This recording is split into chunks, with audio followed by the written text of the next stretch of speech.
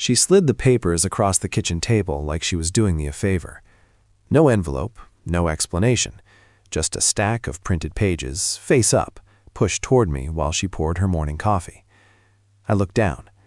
At the top, in bold letters she'd typed herself, property agreement and co-ownership transition plan. I didn't pick it up right away. I just looked at it. Then I looked at her. She was leaning against the counter, mug in both hands, watching me the way you watch someone open a bill you already know they can't pay. There was no nervousness in her face, no hesitation, just this quiet confidence that told me she had already decided how this moment was going to go. She expected me to ask questions. She expected confusion, maybe frustration, maybe the slow nod of a man who doesn't fully understand what he's agreeing to but goes along anyway because it's easier than conflict. What she did not expect was for me to already know.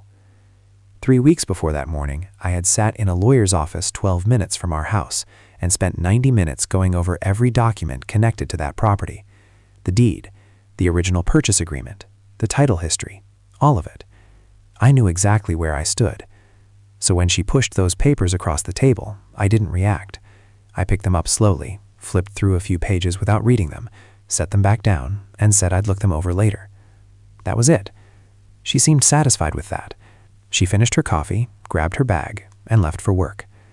The door closed behind her, and I sat there in a house that had my name on the deed, only my name, and I thought about how we had arrived at this moment. Not with a fight, not with some dramatic blow-up, with silence. Hers, toward everything I had tried to say over the past 2 years, and mine, in the 3 weeks since I stopped trying to say anything at all. There's a particular kind of calm that comes when you realize the situation is already handled. When the move has already been made and the other person just doesn't know it yet. It's not anger. It's not satisfaction either. It's just clarity. I had that clarity the morning she handed me those papers. She thought the house was hers. She had thought that for a long time, and I had let her.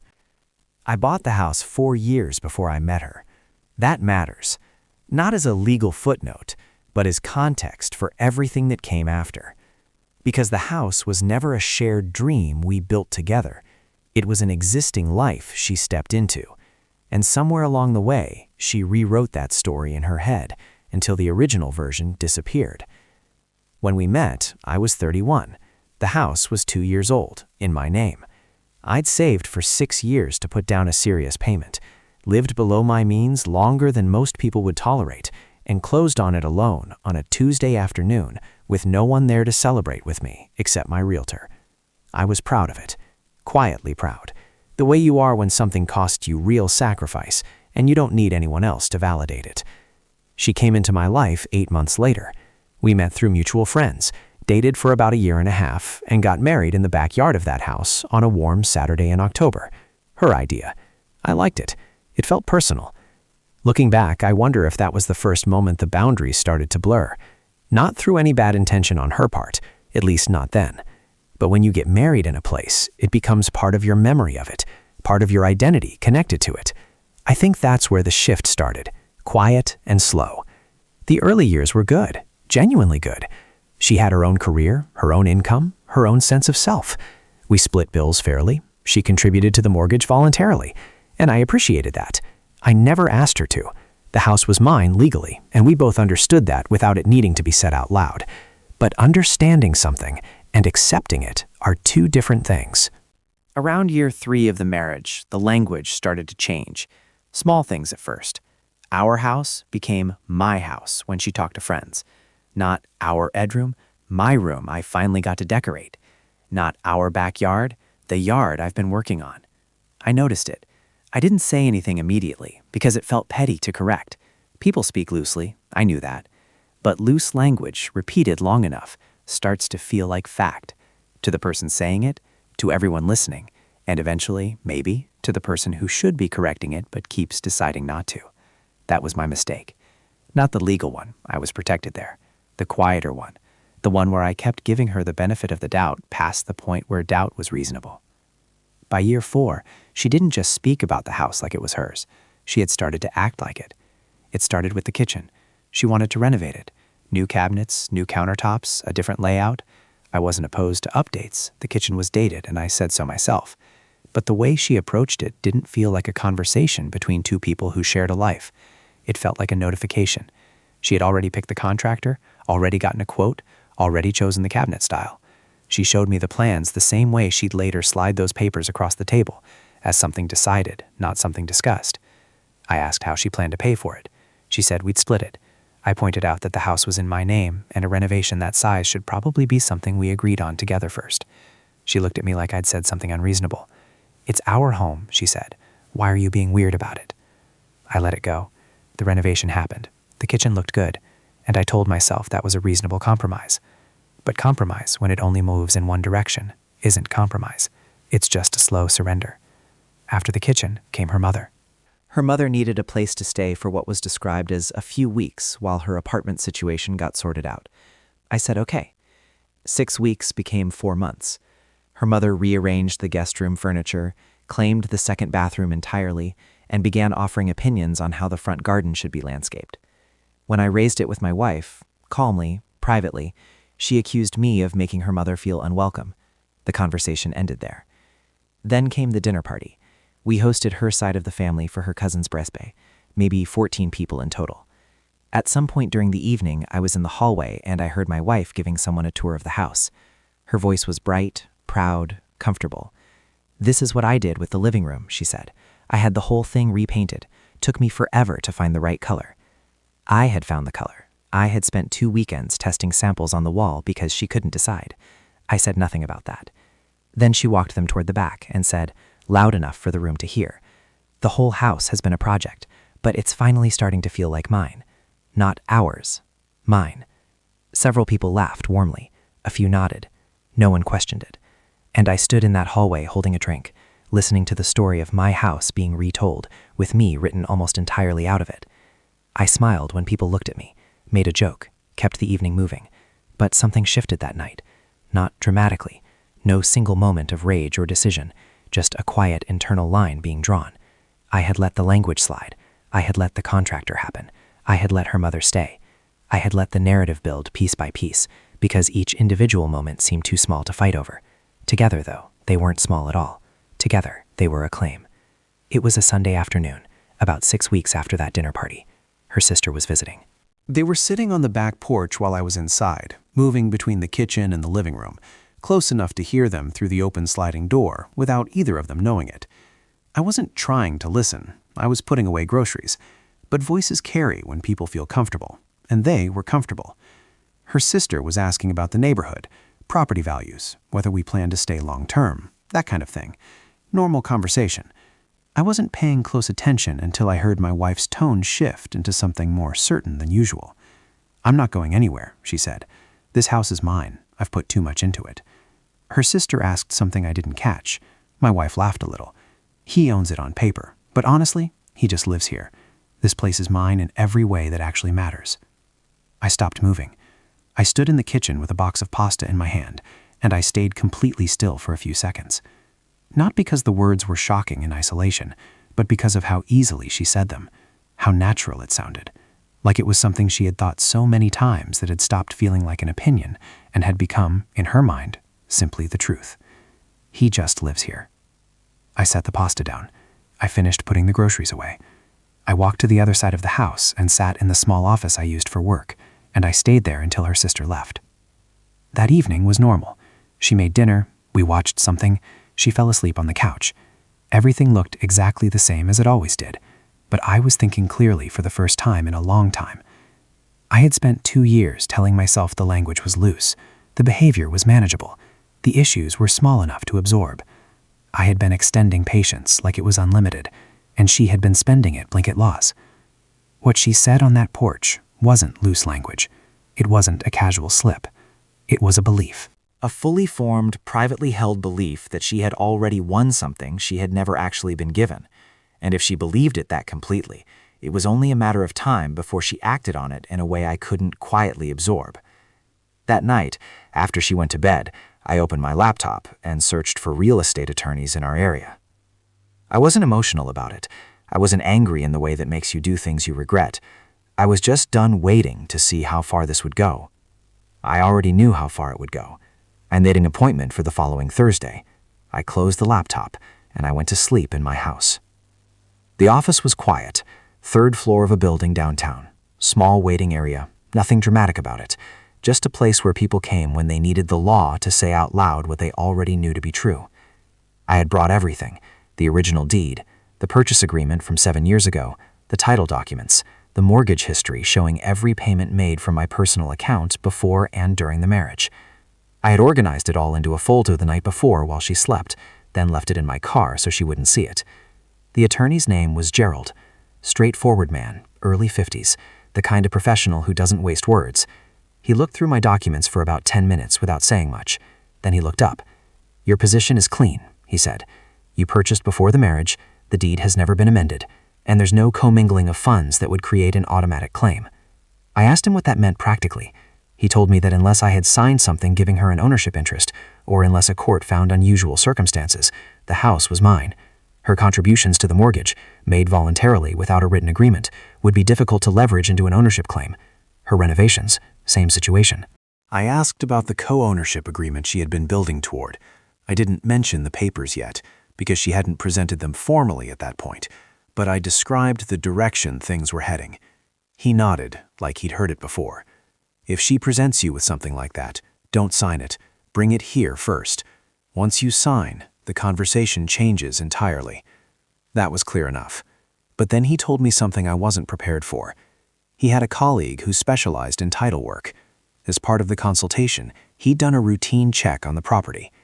There had been an inquiry, not a filing, but an inquiry made to the county records office regarding the deed. Someone had requested information about the process for adding a name to an existing title. The request was traced to an address. Our address. I sat with that for a moment. She hadn't filed anything, hadn't changed anything, but she had been researching how to do it, quietly, without telling me, while I was still in the house, still paying the mortgage, still operating as though we were two people trying to work through ordinary friction. She wasn't researching it out of curiosity. She was building towards something. Gerald advised me to make no changes to the property, sign nothing, and keep the consultation between myself and his office. He said if she moved forward with any formal attempt to alter the deed, I would be contacted, and we would respond through proper channels. I thanked him, paid the consultation fee, drove home. She was in the kitchen when I walked in. She asked where I'd been. I told her I had some errands to run and stopped for coffee. She nodded and went back to what she was doing. That was the moment the dynamic changed. She just didn't know it yet. She presented the papers on a Wednesday morning. I had known they were coming. Not the exact day, not the specific wording, but I had known. The research into the deed, the months of slow repositioning, the confidence that had been building in her voice every time she talked about the house. It was all moving toward a moment like this one. She sat down across from me at the kitchen table, which she rarely did in the mornings. That alone told me something was different. She had the papers in a neat stack, edges aligned, like the presentation of them mattered. She explained it calmly. A friend of hers, someone with a paralegal background, she said, had helped her draft a co-ownership agreement. It would formally add her name to the deed, splitting ownership 50-50. She framed it as a natural next step for a married couple, a formality, she called it, something that reflected the reality of their life together. She used the word fair 3 times in under 2 minutes. I listened without interrupting. I kept my face neutral. When she finished, I picked up the papers and looked through them slowly, the way you look at something when you want the other person to believe you're reading it for the first time. The document was actually well put together. Her paralegal friend knew what she was doing. It was structured to appear reasonable, framed around the marriage, the shared life, the contributions she had made. If I hadn't already spoken to Gerald, if I had been approaching this moment without preparation, it might have landed with real weight. But I had, and it didn't. I set the papers down and told her I needed time to review them properly, that I didn't want to sign anything without reading it thoroughly. She smiled, patient, generous even. "Of course," she said. "Take your time." There it was. That certainty again. The same expression she'd worn the morning she first slid the papers across the table. She wasn't nervous about my answer, because she had already decided what it was going to be. In her version of this moment, my reviewing the document was just a formality before the inevitable yes. She got up, squeezed my shoulder once as she passed, and went to get ready for work. I sat there with her co-ownership agreement in front of me, and I thought about the word she kept using: fair. She believed this was fair. She had probably believed it for a long time.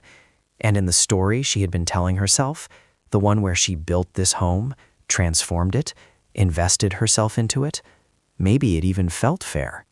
But feelings aren't deeds. Belief isn't ownership. And a document drafted by a paralegal friend means nothing against a deed that has carried one name, uninterrupted, for 7 years. I put the papers in my bag. I had somewhere to be. I dropped the papers on Gerald's desk the next morning. He read through them carefully, made a few notes, and confirmed what I already suspected. The document was structured to look reasonable, but had no legal standing without my signature. Her paralegal friend had done competent work on something that ultimately couldn't move without my cooperation. He advised me to say nothing at home. No confrontation, no signal that I had consulted him again. Just continue normally while he prepared a formal response through proper channels. I went home and did exactly that. But the quiet at home was starting to have a different texture. She had expected the papers back within a few days, signed, or at least discussed. When a week passed without either, she started watching me differently. Small things, checking where I was in the house, asking casual questions that weren't quite casual. The patience she had shown the morning she handed me the document was thinning. Then her family got involved. Her brother called me on a Tuesday evening. He opened with small talk, maybe 2 minutes of it, before steering toward the point. He said he'd heard there was some confusion about the house situation, that my wife had explained what she was trying to do, and it seemed reasonable to him. He said, carefully, that a man who had nothing to hide wouldn't have a problem putting his wife's name on something they both lived in. I told him I appreciated the call, and that it was something my wife and I were handling privately. He didn't love that answer. 2 days later, her mother called. Different approach, softer, more emotional. She talked about commitment and partnership and what marriage means. She said my wife had given years of herself to that home and deserved to feel secure in it. I listened. I was polite. I said nothing useful to either of them. What I was doing instead was gathering. I pulled every financial record connected to the house, going back to the original purchase. Bank statements showing my down payment. 7 years of mortgage payments from my account. The receipts I had paid personally for structural work done before the marriage. I documented her voluntary contributions to the mortgage during our marriage, alongside the legal advice that those payments, without a written agreement, did not convert to ownership. I organized everything into a second folder and brought it to Gerald. Meanwhile, she had started talking to mutual friends. I heard it secondhand through someone who felt uncomfortable not telling me. She was describing me as difficult, saying I was being irrational about the house, that she didn't understand why I was making something simple into something complicated. She was building a version of events before the real version became public. That told me she was starting to feel the ground shift, even if she didn't know why yet. When people begin managing their reputation before a conflict is resolved, it usually means some part of them already senses they're not going to win it. She wasn't wrong to sense that. Gerald called me on a Friday afternoon. The formal response was ready. The letter went out on a Monday. I wasn't there when she received it. I had gone into the office that day deliberately, leaving earlier than usual, making sure I was nowhere near the house when it arrived. Not out of cowardice. I just didn't want my presence to become part of the moment. I wanted her to have it cleanly, without me standing there watching her read it. Gerald's office had sent it formally, on letterhead, addressed to her directly. It outlined the legal standing of the property in clear, direct language. It referenced the original deed, the purchase date, the title history. It noted the inquiry made to the county records office regarding the addition of a name to the title. It stated that any further attempts to alter the deed without the owner's consent would be met with immediate legal response. It also formally declined the co-ownership agreement. She called me 4 times between noon and 2. I let the calls go to voicemail. Not because I was avoiding her permanently, but because I needed her to sit with the letter long enough for it to be real to her before we spoke. A phone call in the first hour would have turned into an argument driven entirely by shock and emotion. That wasn't useful to either of us. Her 4th voicemail was quieter than the first 3. That told me the shock was settling into something heavier. I called her back at 3. She didn't yell. I had half expected her to, but she didn't. Her voice was tight and controlled, in the way that people speak when they're trying very hard to hold themselves together. She asked me why I had gotten a lawyer involved without telling her. I told her I had been protecting my legal interests, the same way anyone would when someone attempts to alter ownership of their property without their knowledge. She said she hadn't filed anything. I told her I knew. I also told her I knew about the inquiry to the county records office. Silence. That silence was significant. It wasn't the silence of someone wrongly accused working out how to defend themselves. It was the silence of someone who had just realized the other person knew more than they had assumed. She had built her entire approach around the idea that I was unaware, that I was passive, that I would be managed. The inquiry, the paralegal document, the family phone calls, all of it had been constructed around a version of me that stopped being accurate the moment I walked into Gerald's office. She asked me if I wanted a divorce.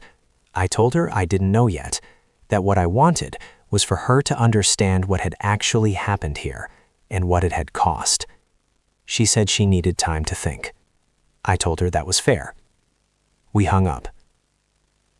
I sat in my car in the parking garage for a few minutes before driving home, to my house. She was sitting at the kitchen table when I got home. Not on the couch, not in the bedroom, the kitchen table. The same place she had slid those papers toward me weeks ago. I don't know if that was intentional or not, but it registered. I sat down across from her. She had clearly been crying, though she wasn't crying now. Her eyes were dry and her posture was straight. She had composed herself before I walked in, which told me she wanted this conversation to be controlled. I respected that. I wanted the same thing. She started by saying she felt blindsided, that going to a lawyer without telling her felt like a betrayal, that if I had concerns about the house, I should have come to her directly instead of building a legal case in secret. I let her finish. Then I asked her if she remembered the dinner party. She frowned slightly. I reminded her. The tour of the house. The repainted living room she described as entirely her project. The moment she told the room that the house was finally starting to feel like hers. She said that was just the way people talk. I told her about the Sunday on the back porch, her sister's visit. I told her I had been inside, close enough to hear, when she said I owned the house on paper, but just lived there. Her expression shifted. Not guilt, exactly. Something more complicated than that. I didn't say it with anger. I want to be clear about that. My voice stayed level the entire time, because anger wasn't what I felt sitting across from her. What I felt was tired and certain. I told her that I had raised concerns about the contractor and been called weird. I told her I had asked about her mother's extended stay and been accused of making her feel unwelcome. I told her I had watched the language around the house shift for 2 years, and every time I tried to name it, it became a problem with me rather than a pattern worth examining. I told her that by the time she put those papers on the table, I had already stopped expecting the conversation to go anywhere useful. So I had the conversation that would actually matter instead. She was quiet for a long time. Then she said she hadn't realized how much of this had been building, that she thought I was fine, that I never pushed back hard enough for her to understand I was serious. I told her that was probably true, and I told her that was on both of us. But the inquiry to the county records office wasn't a miscommunication. That was a decision, made alone, made without telling me, and I needed her to own that part without softening it. She looked down at the table. She didn't argue it. That was the most honest moment we'd had in years. She moved out 6 weeks later, not because I asked her to, because she said she couldn't stay in a house that had made her feel, in her own words, like a guest in her own life. I understood that. I didn't argue with it. Some situations don't have a version where both people come out whole. We didn't have a dramatic final fight. No screaming, no lawyers in the same room pointing fingers, no moment designed for an audience. Just 2 people who had run out of road, dividing what could be divided, and leaving the rest behind. She took her furniture. The pieces she had chosen, the things that were genuinely hers. I helped carry some of it to the moving truck because it seemed like the right thing to do, and because I had no interest in making the ending uglier than it needed to be. The divorce was processed quietly. The house stayed in my name. There was nothing to contest on that front. Gerald had made sure of that long before it became a question in any formal proceeding. What stayed with me wasn't the legal outcome. I had known how that would resolve from the moment I sat across from Gerald and he told me my position was clean. That part was never really in doubt. What stayed with me was the gap between who she thought I was and who I actually was. The passive man she had built her plan around, the one who would absorb, accommodate, and eventually sign, had stopped existing long before she realized it. And I had let that gap grow by staying quiet too long, absorbing too much, choosing the path of least resistance until the resistance became unavoidable. I learned something from that. Silence isn't always patience. Some would have. The house is still mine. It's quieter now. Some mornings I sit at that kitchen table with my coffee and I think about how much of this was preventable. Most of it was. That's the part that stays.